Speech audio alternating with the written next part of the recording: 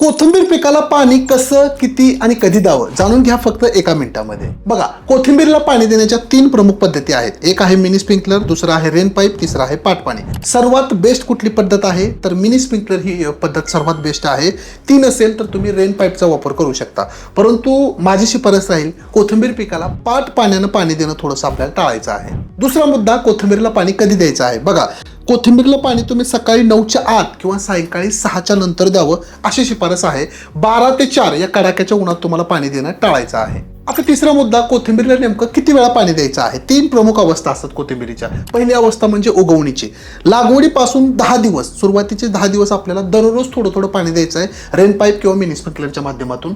जी दुसरी वाढीची अवस्था आहे, ज्याला आपण 10 ते 30 दिवस म्हणतो, म्हणजे लागवडीनंतर 10 ते 30 दिवसाच्या दरम्यान आपल्याला 2 ते 3 दिवसाच्या अंतराने पाणी द्यायचं आहे. आणि तिसरी जी अवस्था असते म्हणजे काढणीपूर्वीची जी अवस्था असते, काढणीपूर्वी 2 दिवस आपल्याला हलकं हलकं पाणी द्यायचं आहे.